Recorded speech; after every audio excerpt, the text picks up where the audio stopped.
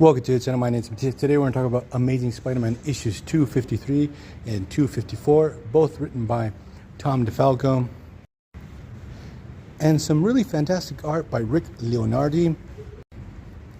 He really does a killer job with Spider-Man, and especially he knows how to work with his black costume. It looks super cool.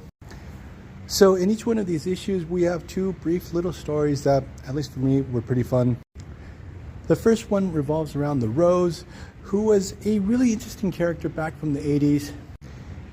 He was like this new upstart crime boss who was trying to make a mark on Marvel's underworld, that had a real grudge against Kingpin, and then further down the line, just in case, spoilers, and the Rose ended up being Wilson Fisk's son, Richard Fisk.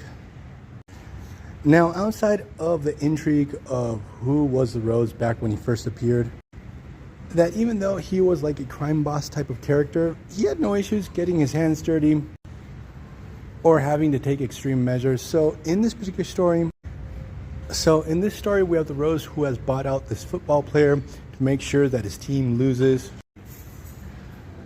But what ends up happening is that this player ends up rebelling against the Rose and even confronts him. But things go south for the guy pretty quick, and it's a good thing that Spider-Man had gotten wind of the situation, and he has to intervene to save this guy's life. Now, in the second story, which is like the cooler of the two, we have the return of Hobgoblin's war van.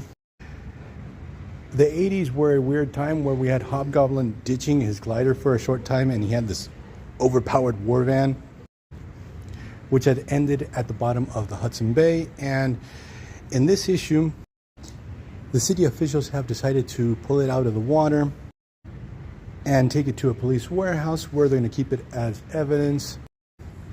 So what happens is Spider-Man is actually present when they're pulling out the war van, because he really wants to find out if Hobgoblin had died during that whole confrontation. Maybe his corpse is still inside, but what happens is there is no body to be found, and the authorities just load it on this truck.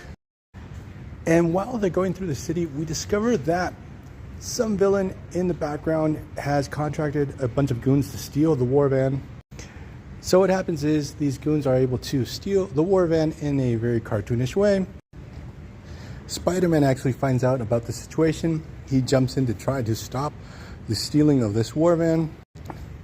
And then we get the big reveal that the person that has sent out to steal the war van is Jack-o'-lantern, another villain tied to the Green Goblin motif. That at first it seems he has a glider, but what he uses is like this weird bouncy device. Doesn't seem to be the most practical thing to get around on.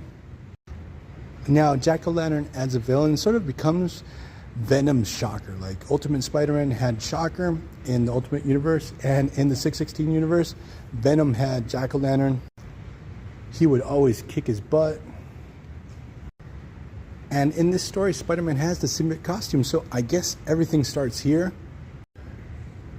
Though I'm not sure if this Jack-o'-lantern has the same secret identity as the modern one, because I think it has changed over the years. But the thing is, Spider-Man is able to stop Jack-o'-lantern from stealing technology from Hobgoblin's war van. So the thing is that Spider-Man saves the day, and we're going to leave this video here.